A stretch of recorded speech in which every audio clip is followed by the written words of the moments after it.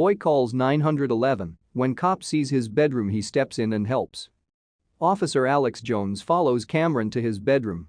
His door, where most boys would have a keep out sign hanging, was covered in scratch marks and pigments of paint were falling off.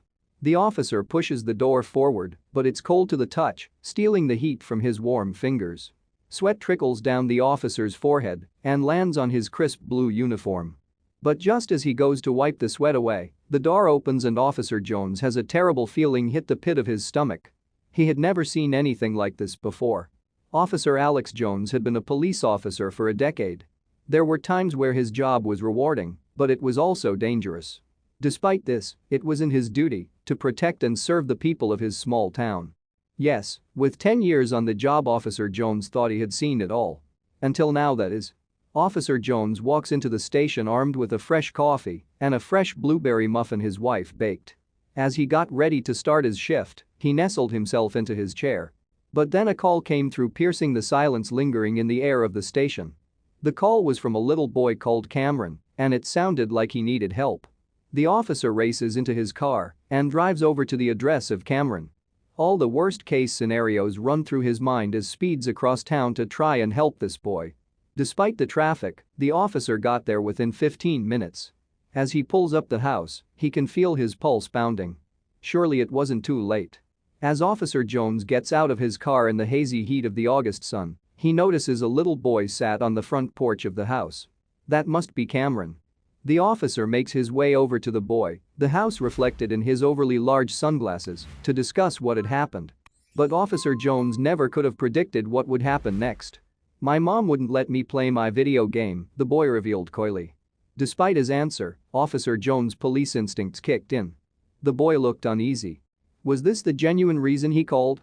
It looked like something else was worrying him. The officer thought there was more to the story, and he was so right. Officer Jones asks the boy to show him his room and the boy hesitantly agrees. His mom out of the house as she was just round her neighbor's house dropping off some food.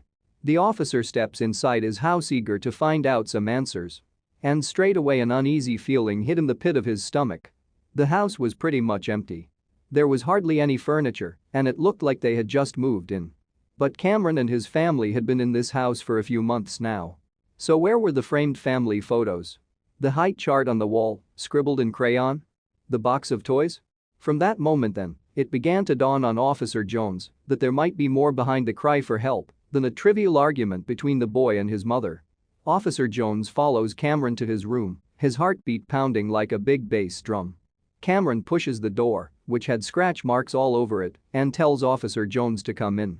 But as soon as the officer did, he was lost for words. There's no way a boy could live like this. Stepping foot into his room, Officer Jones felt a chill up his spine. Cameron didn't have a bed or anything else in the room, apart from a black garbage bag holding his clothes. How could a child live like this? And more importantly, why was he living like this? Officer Jones knew he needed to find out the truth. It turned out that the boy's mom had been struggling since moving from South Carolina from Texas as she looked after an unwell relative. This unfortunate situation resonated with Officer Jones and he knew he needed to take action. But the family had no idea what was coming next. A few days passed and Officer Jones kept in touch with Cameron via phone call. There's no way Officer Jones could let this boy carry on living how he's been living for the last few months. But this officer had a trick up his sleeve. And it was a trick that would leave the boy and his family lost for words. Officer Jones pulls up to the Cameron's house in a truck. He gets out of the vehicle and makes his way to the front door. He knocks and Cameron opens it. "Hey, Cameron," the officer says, in a friendly tone. "Look at this," he says, before pointing behind him. Cameron looks behind the officer and the boy bursts into tears when he sees what's in the officer's truck. The truck was carrying presents and gifts that were all bought by the officer. You see, the officer had intended to finally fill up the space in Cameron's room. Among other things, Cameron received a new bed as well as a chair, a desk, and a television. But the surprises didn't end there. Cameron also received a brand new games console. He couldn't believe how kind a stranger could be. Especially a cop. It's safe to say that Cameron is now happy and content in his new room. And it just goes to show, it doesn't hurt to be kind. Thank you for watching this fantastic story.